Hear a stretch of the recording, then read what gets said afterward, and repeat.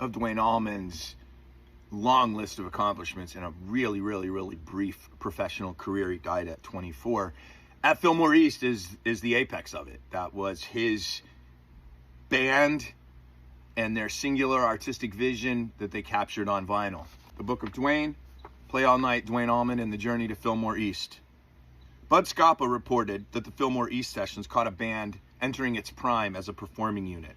They arrived in New York well rehearsed and in top form. Arkush said, "The Saturday night shows early and late were probably the greatest live performances I've ever witnessed. The bulk of At Fillmore East came from these two shows." At Fillmore East was a carefully planned and brilliantly executed documentation of the band's development. Listeners can hear the closeness of the musicians in their conversations, each improvising his part, whether soloing, comping, or both simultaneously.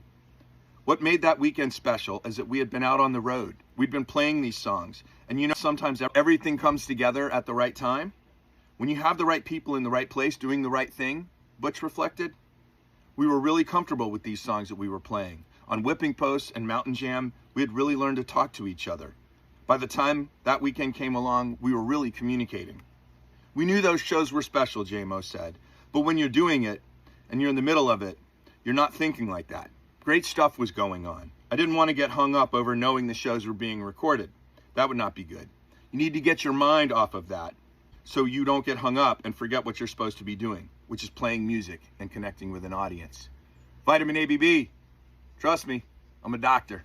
At Fillmore East is such a significant record to Duane Allman and to the Allman Brothers legacy, and that it's much deeper than just their best-selling record, but the stakes that were on the line when they recorded that record. They were going to break the band up after two very unsuccessful records, and hundreds of thousands of dollars dumped into the band. The fact that they recorded live in front of, it's the biggest stage in rock at Fillmore East. Everybody knew it. Bill Graham knew it, and they delivered. This is a record that has 0 overdubs. For Columbus, that record was heavily overdubbed, as great as it is, right? Europe so 72 was a great studio record. So was Skullfuck, but that is not the case on Fillmore East. It's just like Coltrane walking into Rudy Van Gelder's studio and recording A Love Supreme, except you had an audience there too.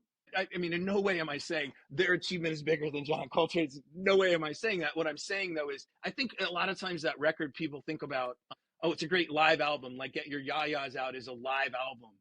It's a great album that was recorded live and released as an artistic statement. And so that's essentially the argument of the book, is deconstructing that album and the sound that made it. I call it the biography of a sound.